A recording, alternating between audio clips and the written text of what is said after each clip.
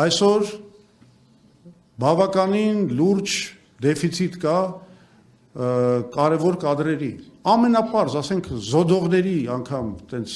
մասնագիտությամբ աշխատողներ չունենք, բոլորը թողել լքել են Հայաստանը, մենք պետք է այդ մարդկանց բերենք, մենք իրենց համար պետք է ստեղծենք արտոնյալ պայմաններ, որովհետև Հայաստանի տնտեսությունը չի զարգանում շատ դեպքերում այն պատճառով, որ բավականին կարևոր մասնագիտությունների առումով մենք արդեն չունենք մասնագետներ։ Նրանց բոլորին պետք է հետ բերել եւ մենք հատուկ պետական քաղաքականություն ենք անելու այդ կապակցությամբ։ Մենք վերականգնելու ենք նաեւ պրոֆտեխնիկական ուսումնասարանները, որոնք ուղղակի ոչնչացվել են այս ընթացքում։ Մենք վերականգնելու ենք գյուղատնտեսության նախարարությունը։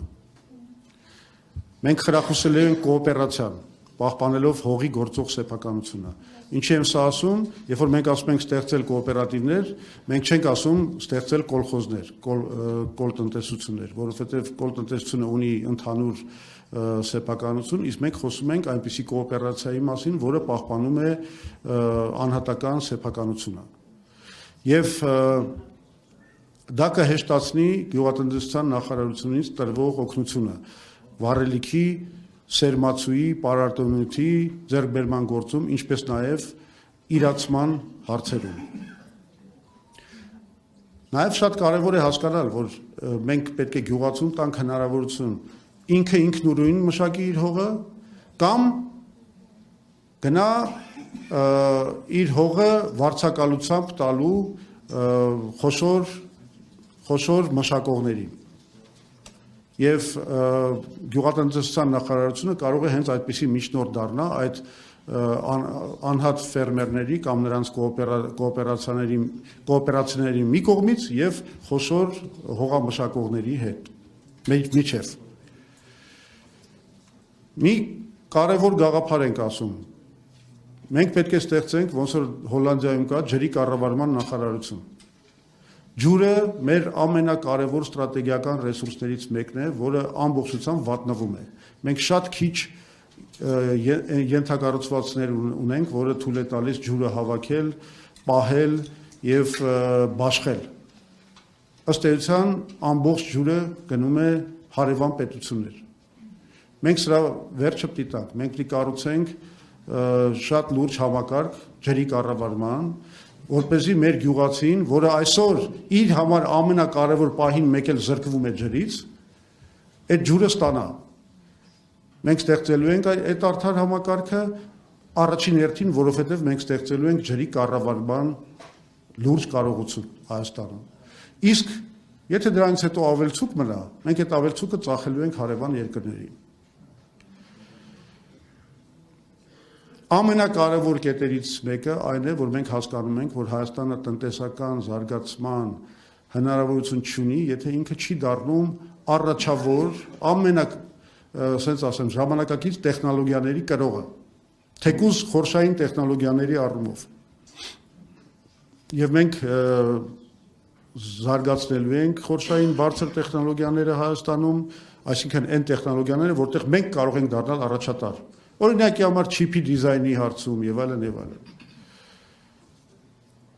Պետության կողմից մենք ֆինանսավորելու ենք, ինչպես դա ամբողջ աշխարհում ընդունված է, նկատի ունեմ տեխնոլոգիապես առաջավոր երկրներում, գիտահետազոտական աշխատանքները, R&D-ն։ Մենք ամբողջությամբ ազատականացնելու ենք ֆինտեխը, այսինքն ֆինանսական տեխնոլոգիաները եւ կրիպտո ինդուստրիայի, որը ես կկոչեի ծածկ արդյունաբերություն, այս ամբողջ բնագավառը։ Այսօր Հայաստանը չգիտեմ ինչու շատ պահպանողական դիրք է գրավել այս հարցերում եւ ըստ էության զրկվում է կրիպտո ինդուստրիայի հարցում շատ լուրջ հնարավորություններից եւ ինտեգրացիայից համաշխարհային գործընթացների մեջ, ինչը օրինակ Վրաստանը շատ հաջող կերպով կատարում է եւ մենք շատ հետ ենք մնացել։ Այս սրա վերջը պիտի տանք, այս պահպանողականությունը բանկային համակարգի այսօր խեղդում է ուղղակի մեր երկիրը։ Անցնելու ենք դեպի տվյալահեն կառավարում, ինչը նշանակում է, որ տվյալների շտեմարաններ են ստեղծվելու, որոնց գերլուծությունը ավելի լուրջ հնարավորություն կտա ճիշտ որոշումներ ընդունել եւ ճիշտ ռազմավարություն մշակել կառավարության համար։ Մենք ինստիտուցիոնալացնելու ենք արհեստական բանականության փորձագիտական կիրառումը բոլոր կառավարման process-ներում։ Մենք ապահովել ենք հայերենի ծրագրային ապահովումը։ Մենք ֆինանսավորել ենք դա։ Մենք լեզվի կոմիտե ենք ստեղծելու նոր մակարդակի, որը զբաղվելու է նրանով, որ հայերենը բոլոր կոմպյուտերային տեխնոլոգիաներում ներկայացված լինի բավարար ձևով։ Եվ դա նույնպես կօգնի մեր ինտեգրացիային համաշխարհային տնտեսությանը։ Կարևորագույն բանը, տեխնոլոգիաները պետք է դառնան մեր տնտեսության զարգացման լոկոմոտիվը, ավելին կասեմ։ Այդ առանցքը պետք է դառնա երկրի տնտեսական զարգացման, պաշտպանունակության, բանակի ամրապնդման, գիտության, կրթության, առողջապահության, ճարտարապետության եւ մշակույթի կոորդինացնող լոկոմոտիվը։ Այդ բնագավառները պետք է միավորվեն մեկ միասնական համակարգի հետ։ Մեր զինվորները, որոնք օրինակի համար բան են անում, երբ որ բանակ են տանում ու պարզվում է, որ IT բնագավառում աշխատող կամ լուրջ հմտություններ ունեցող մի երիտասարդ իր կարողությունները չեն օգտագործվում բանակում։ Բանակում պետք է լինեն հատուկ միավորներ, որոնցում իրենց կարողությունները կօգտագործվեն։ Մոբիլիզացված գործարարները, ասենք, երբ որ գնում են այդ հավաքների, նրանք պետք է ունենան նաև բիզնես բնագավառում կապեր ստեղծելու, բանակի կարիքները հասկանալու, բիզնեսը բանակի հետ կապելու հնարավորություններ։ Այս ամեն ինչը պետք է կոորդինացվի մի բարձր տեխնոլոգիական խորհրդի կողմից, որը մենք կստեղծենք, եւ նա կլինի միջգերատեսչական բարձր տեխնոլոգիական խորհուրդ։ Էկոլոգիա։ Մենք ունենալու ենք բացարձակապես էկոլոգիական մոտեցում Հայաստանի նկատմամբ։ Մեզ պետք է բրենդավորել, մենք զարգացնելու ենք էկո գյուղատնտեսությունը եւ էկոտուրիզմը, եւ մենք բրենդավորելու ենք Հայաստանի գյուղատնտեսական ապրանքները որպես ամենամաքուր, ամենահամեղ, ամենաօգտակար եւ բանջարեղենը, եւ մրգեղենը, եւ մսեղենը պետք է հենց բրենդավորվի այդ եղանակով եւ մենք կունենանք բավականին լուրջ հաջողություններ։ Երևանի